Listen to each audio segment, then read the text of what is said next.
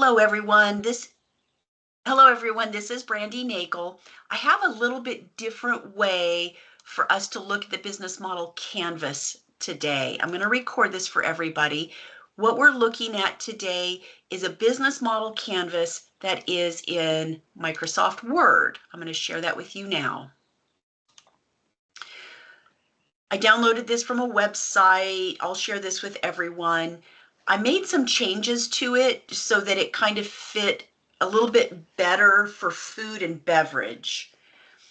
What I want to show you today is one way that you plant one thing on the business model canvas and then you carry it all the way through.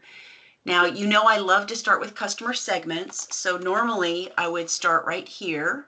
And I'm going to change the color to this dark red so that it shows up really well. So I'm going to start just with one example. We're going to talk about farmers markets, and I'm going to say local women shop at farmers markets. Ages, let's say 30 to 60. These are home cooks who love fresh ingredients. We could put more in here and talk about household income. We could say she's married and has 2 kids. She's got a dog. She's single. She lives in a high-rise apartment. There's lots of different ways to express it. But kind of what we're looking for is a little bit about the geography, since most of the people in our cohort are in Georgia or in Atlanta.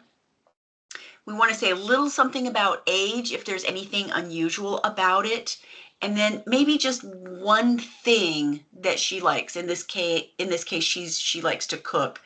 We could also put things in here about dietary preferences or her health and fitness goals, anything like that. But just briefly, the customer segment doesn't need a ton of detail when you're starting. So here's the next thing. We're going to carry this all the way through. Now the channel, and I'm going to go back to that red, is the farmer's market. And how are we going to get customers? We're going to show at the farmer's market. How are we going to keep them?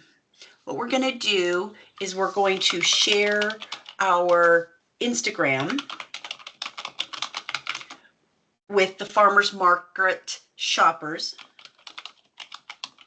Oh, not shippers, shoppers. And ask them to follow us. This is how we kind of keep their attention. And then we're going to promote our website where we sell online. And then how we're going to grow. Just with farmers market clients, we're going to add one more farmers market per summer. Oh, got to change that to red. Okay.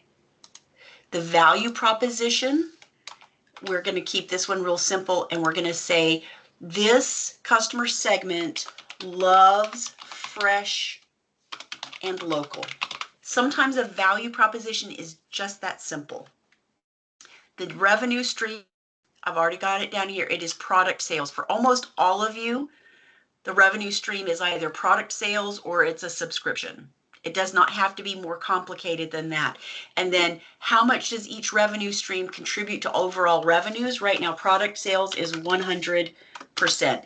In this little example, we're going to say farmers markets are all of our business. Key activities, it's promotion. Oh, wait, I got to do my red. We got to do promotions, production. There's a little bit of travel and setup. And we also do like research. We have to find what's the next farmers market we might want to go to. And then there's like just the finance side of business, making sure that we're getting paid, that the credit cards are all processed or whatever, making sure we've paid our bills, all of that. Key resources. There's lots of different things here, but what I want to say specifically for the farmers market, one of our key resources is our booth setup. That's important. Our key partner is the farmers market manager, and her name is Brittany. You don't always know the name of the partner, but if you do, it's good to include it. And then the costs, you know, we've got product costs. Oh, spelled it wrong. Product costs. But then specific to the farmers market, we've got the farmers market fee, also in red. So now this, we've just done a quick one for the farmers market. So now I'm going to switch this up and I'm going to say, now we're going to start to do business with a distributor, and that we're going to add in a different color, and we're going to use this dark blue. So now I'm going to say, oh, it didn't work. Distributor is the channel, and the customer segment, really through the distributor, is the senior vice president of the distributor. That's the person that I have to talk to convince to buy my product. That distributor is going to sell to retail buyers.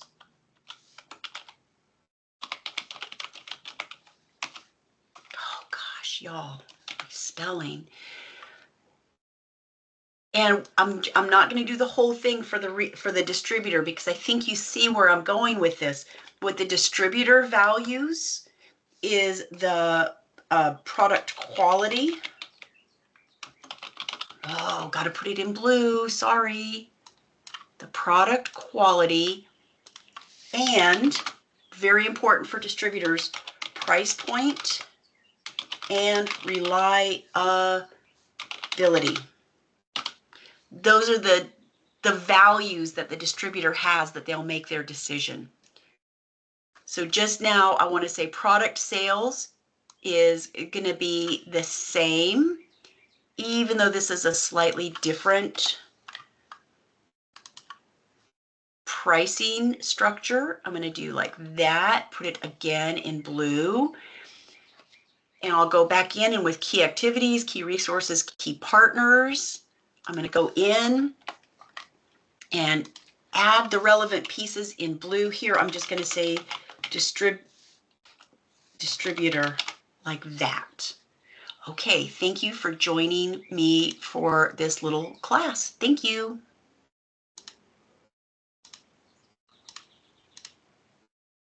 Okay.